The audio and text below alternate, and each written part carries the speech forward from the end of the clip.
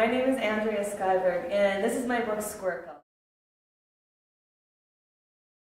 Hi, welcome to the Arts at Large Gallery, and the exhibition that's here is Threads That Connect, Fiber Art and Community, which is an art exhibition that showcases my book, Squircle. And the reason it's called Fiber Art and Community is because I worked with 5 Wisconsin schools to create the book.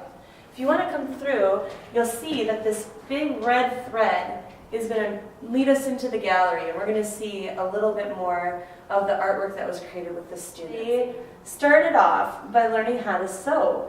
They learned about 5 different stitches, and then after they learned those stitches, they got to practice them on one of the banners. So students would get a chance to show me their interpretation of what they thought the squirrel would look like, or they thought the duck would look like. And then they would draw a picture, and then they would replicate that with fabric and applique it. So applique is stitching 2 pieces of fabric together, and that connects them. And so that's kind of one of the layers of interconnectedness within the book. Squircle follows a little girl named Evie, and the girl is named after my daughter, who is also called Evie. And she follows this squirrel, and she's trying to catch this squirrel, and it leads her on this really amazing journey through the woods. And along her journey, she meets these woodland animals who kind of give her guidance, showing her how to live in the moment, go with the flow of life, and listen to her inner voice. And each of these animals in her journey also give her a new word, and these words kind of inspire her to do these things like duck flap, or live in right now a pillar time, or fish flow. So at the end of her journey, Evie sees that she didn't need to catch the squirrel to be connected to it, that they're all part of the Squircle.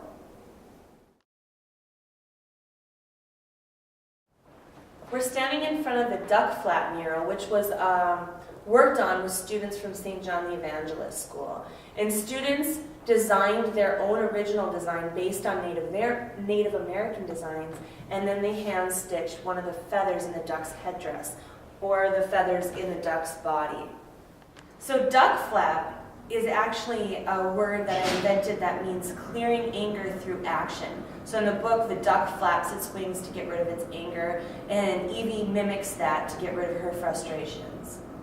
We're standing in front of the caterpillar mural, which I worked on with 95th Street School, and the students for that school, they embroidered the triangles around the caterpillar's face. And the caterpillar's message is right now a pillar time. That's her word. And it means living in the present moment. So she teaches Evie to not worry about the past or the future, but enjoy the right now, the present moment. We're standing in front of Dearly Listen, which is a mural I worked on with Waukesha Community Art Project. And the middle school students at Waukesha Community Art Project, they worked on the amulets, the necklaces on the deer, and they used applique and embroidery to make those. The deer represents the word dearly listen, which is a message for Evie to listen to her inner voice.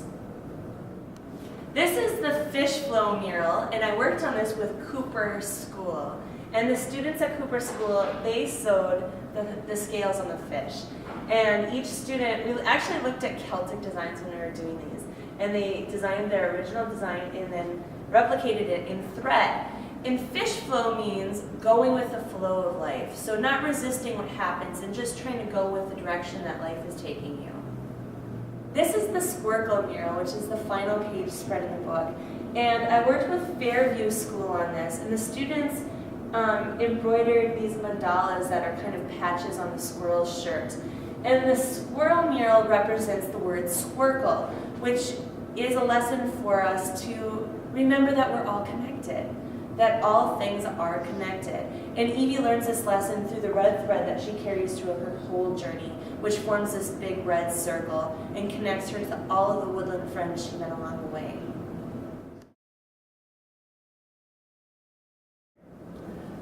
What became your interest in fibers as a material?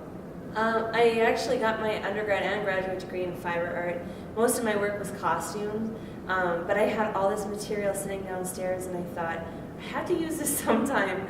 But also, I thought that using fiber would be a really good way to emphasize the idea of interconnectedness, because with two pieces of fabric and stitching, you connect them.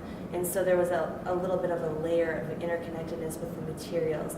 And also the stitching kind of was also represented throughout the book and the story with the red thread, so I thought stitching would be a good way to showcase that. Always looking to be a kind of community artist.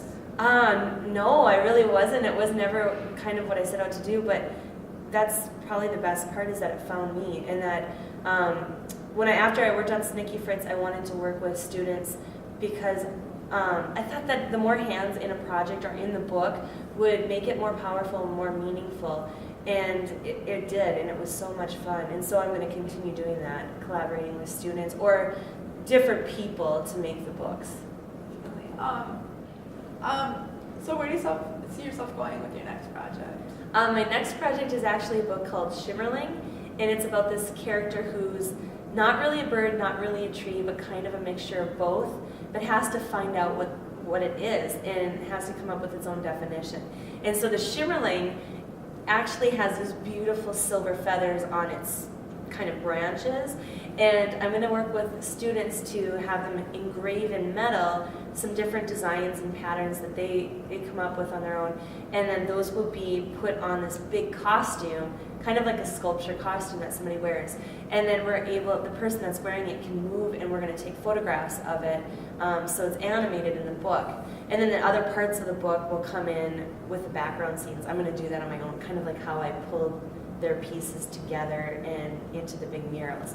So I'm really excited to do that. Yeah, very cool. So you're going a totally different medium this time. Yeah, another medium, right? Yeah, very cool. I'm excited to see how that goes. Thanks. Thanks for your time.